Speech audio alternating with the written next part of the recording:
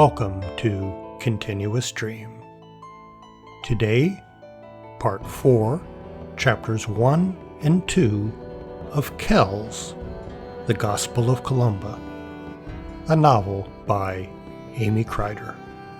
Part 4, read by Jeff Broitman, Baird Brucher, and Lindsay Summers.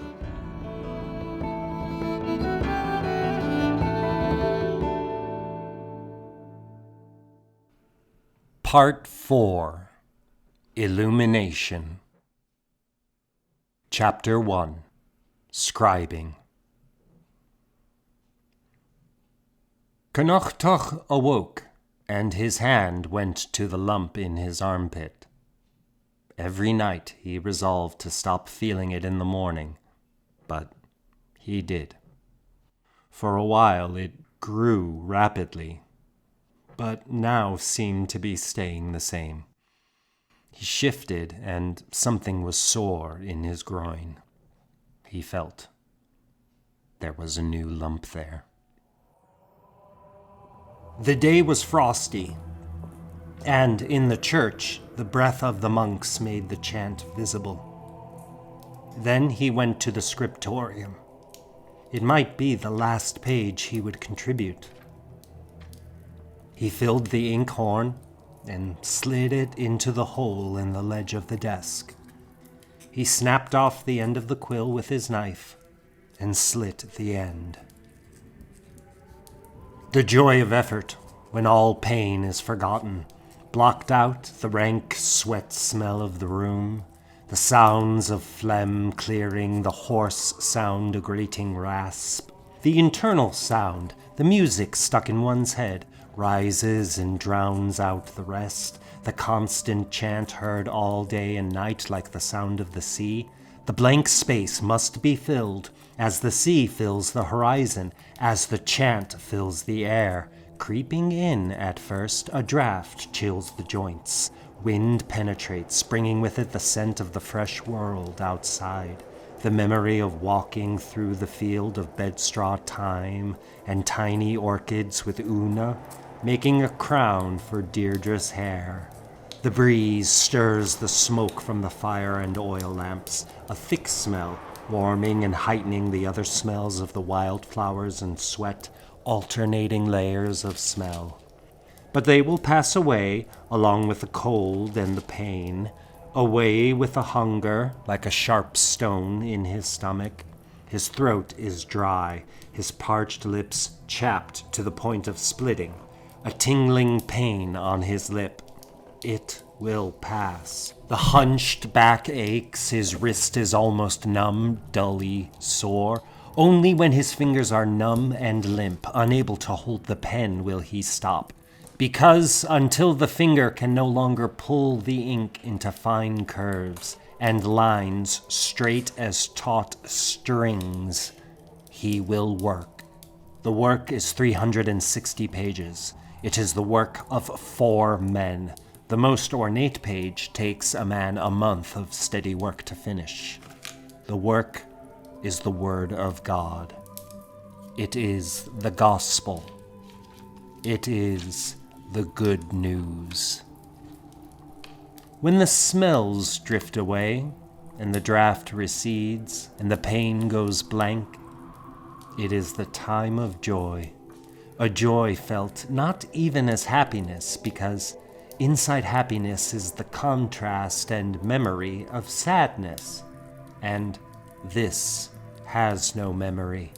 It is the joy with no past. It is the joy of no past. It is the joy with no future. It is the joy of no future.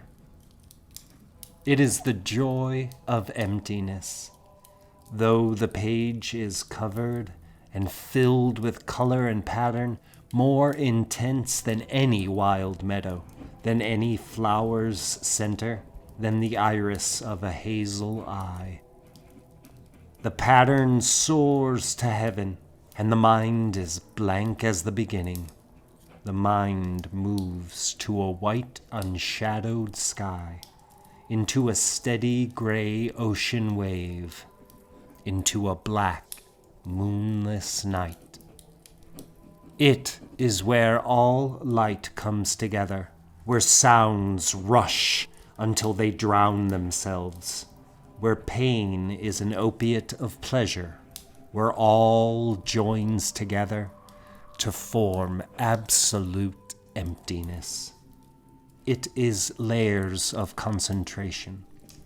First, the planning. The dividers walk down the side of the page to mark 17 evenly spaced lines. If the page is text, then the decorations are only small bursts, initials and ornaments, each a bit of controlled wildness.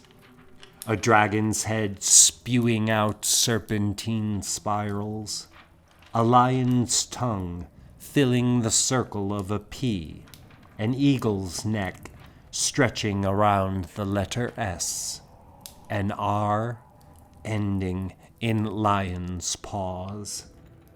So many eagles, lions, and peacocks. Other pages are a full design consisting only of a few words. The Q of quoniam, for as much. The opening of St. Luke's Gospel is the entire page, the rest of the letters of uoniam nestled inside the rectangle of the Q. Steady rhythms of squares, crosses, everything filled with dizzying knotted spirals. Pages as brimming full as his stomach is empty. The patterning deeper and deeper, the pattern repeating and changing, turning on itself like the spinning waves of the Corryvreckan whirlpool. Quoniam is Connachtach's page, tribute to his dear Luke. In the lower right corner, wrapped around the N and the M, faces of his brothers, lined up to chant. 8 perfect small red circles inside the center of the Q on the left, the suggestion of a cross in half circles around the edge, the hard straight lines in perfect balance with the smooth curves dancing and shimmering inside. The pattern going inward, never stopping, pulling like a child pulling on his hand across a field. Una, long ago, saying, "Come, look, see." It is eternity itself.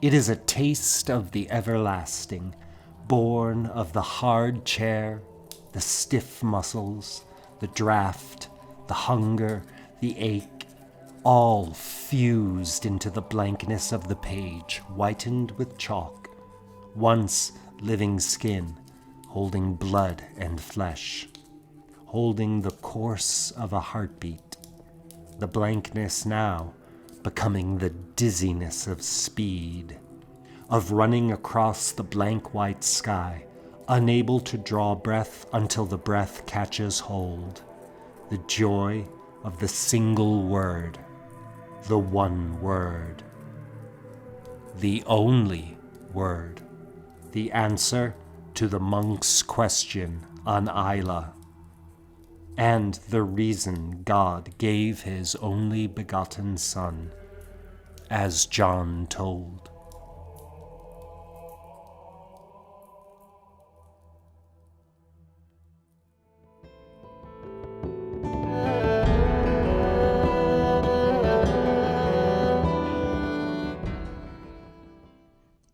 Part 4, Chapter 2, Return. Connachtach was on the beach when the bell rang from Mull. 2 brothers rowed out and in an hour returned with a tall, fair young man who looked familiar. As he stepped from the boat, Connachtach's heart pounded. Kayla? Is that you? The young man's face was ruddy and tanned with travel, a light brown beard growing where he had none when he'd left. He approached Connachtach and knelt, kissing the abbot's hand, and Connachtach stroked the top of his head in blessing. Where is Una? He thought. Where are Deirdre and Una? Kayla didn't speak. Words seemed to catch in his throat. Come. Connachtach led him to his office. They entered the darkened room, and Connachtach lit a lamp from the fire. They sat across the desk from each other. Kayla, whose eyes had always been lit with curiosity, and still were, didn't meet his gaze. He looked grim and uncomfortable. I must tell you about the elephant, Kayla said. He straightened up and spoke in glib tones. We had to bring an elephant back to Carl from Harun. It was the most awful burden, and we ended up going across the north coast of Africa. Derek, who was so mad for much of the journey, became well as soon as we obtained the lapis. Where was Una? We were in Carthage and saw the home of our blessed Saint Augustine. The elephant was chained to a tree, though he seemed to have no inclination to desert us. A small mouse ran by, and, it is true, the elephant's fear. Kayla nodded brightly before looking away in discomfort. The mouse ran by again, and Derek, who did love creatures such as that, held his hand out to it. The mouse came up to him and nipped him on the finger before running away. Such a small bite, a glancing blow. But it was infected. I'm very sorry to tell you of it, but he died well. He made confession, and at the last he was holding the lapis in his hands, the treasure he had sought for so long. And he said, It will be done, Kayla, this marvelous book. You will make sure. Kayla gave a grim smile.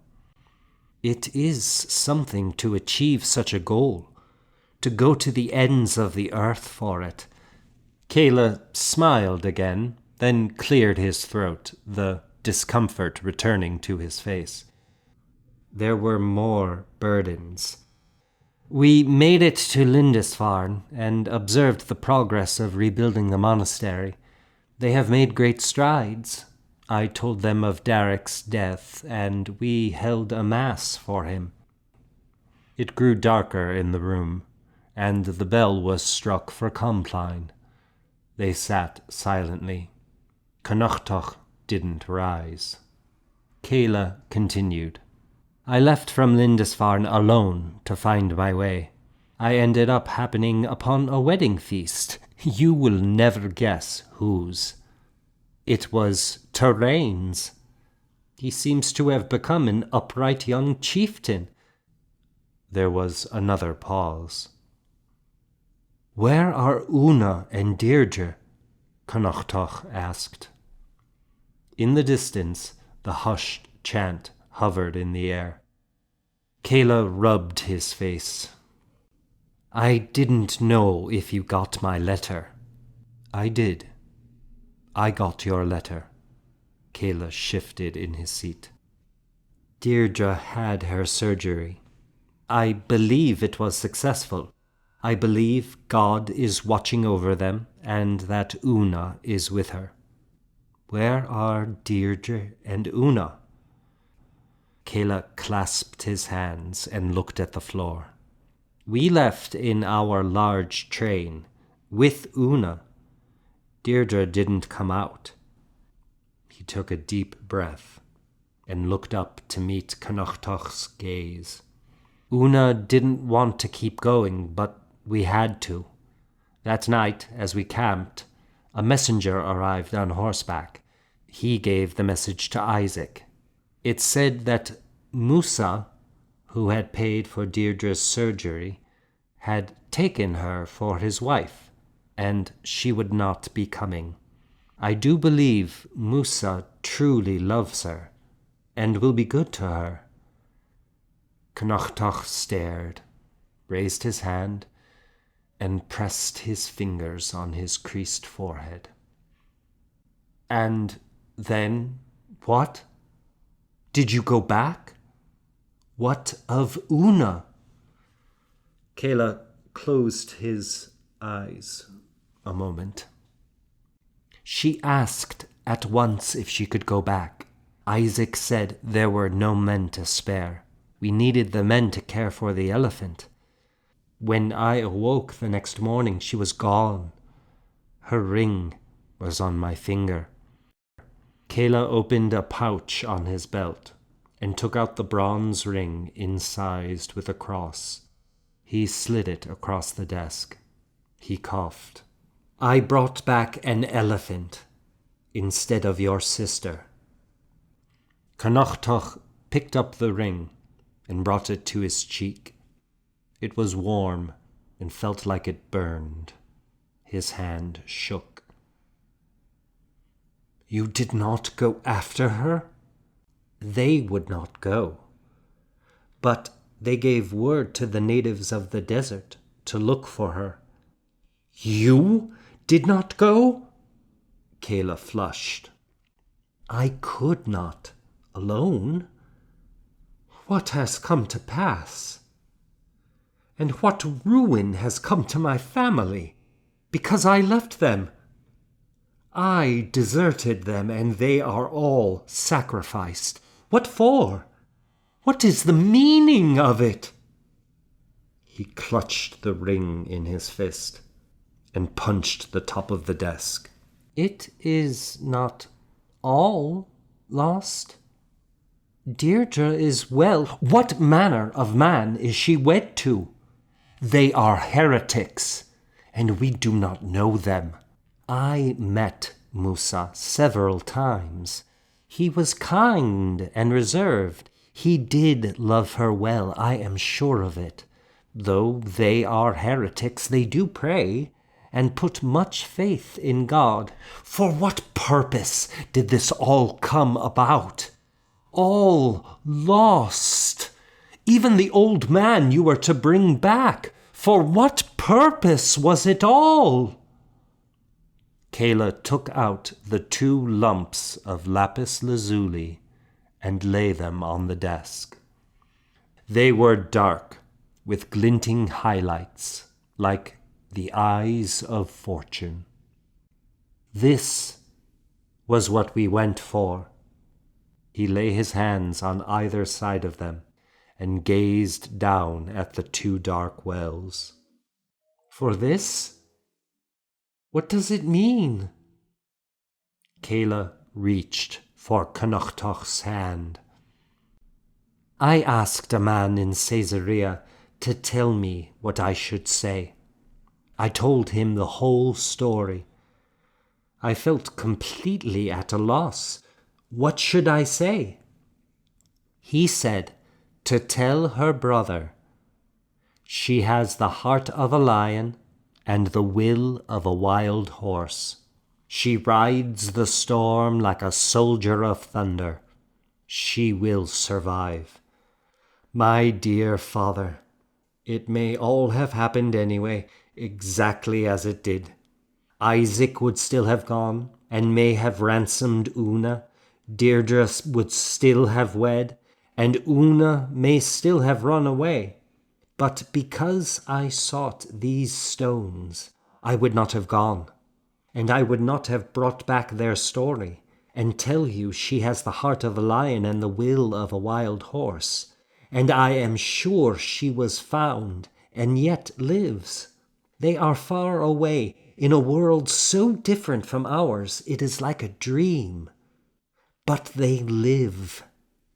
They have survived. And because I brought this back, I can tell you the knowledge of their story. He gingerly put his hand on top of the stones. Outside, the chant had ended. The lamp hissed slightly, the sound seeming to come from the lapis like a spell. A deep silence hung in the air. Connachtach sighed and rubbed the tears from his face. Her ring, and this knowledge, and nothing else, to sustain us through the mystery. It must be. It is perhaps more than many are granted. He pushed the stones toward Kayla. Is it better knowing? He asked. Slowly he put the stones back in the pouch. They clicked, falling in. Kayla looked at Connachtach's grief-creased face. We both know the answer. And Una most of all knows, he said.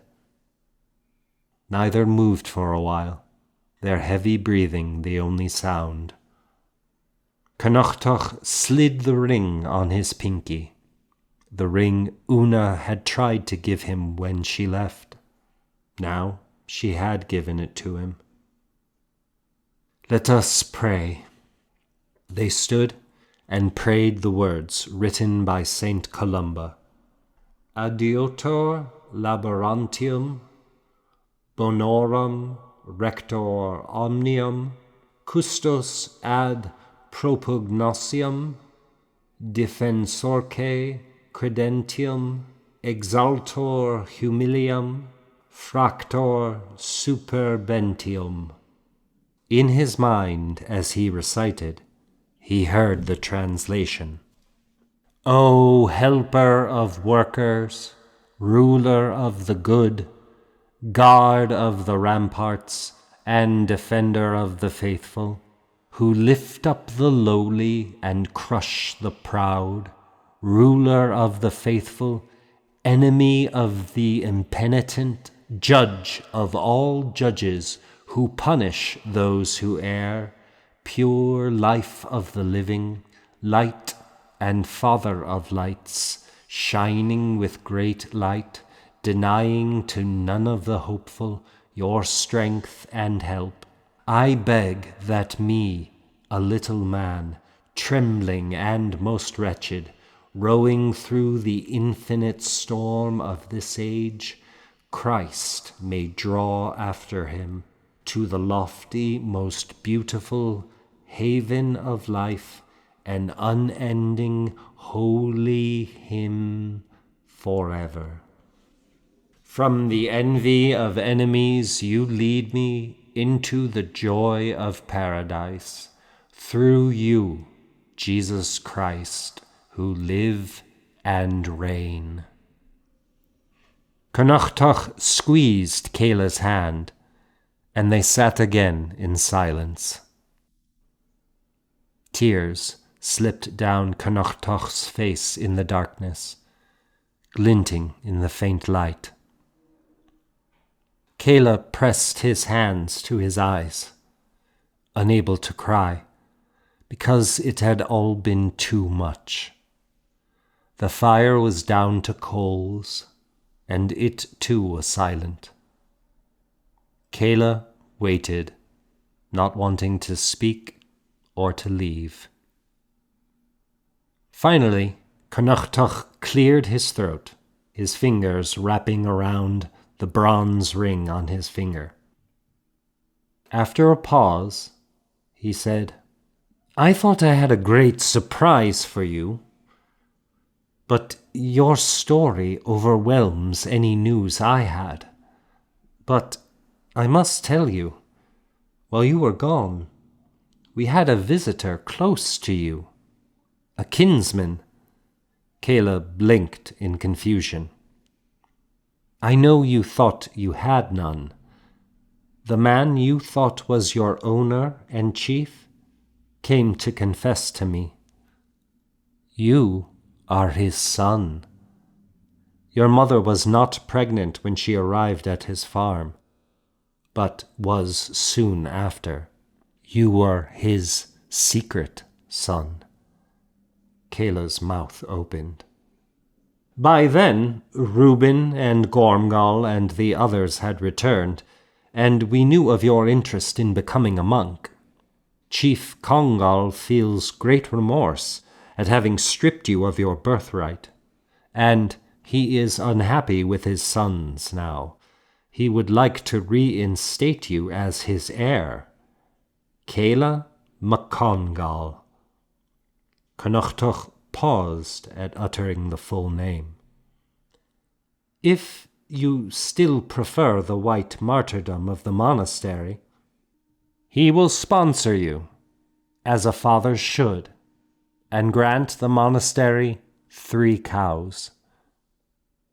You have a decision to make now. I suggest you pray on it.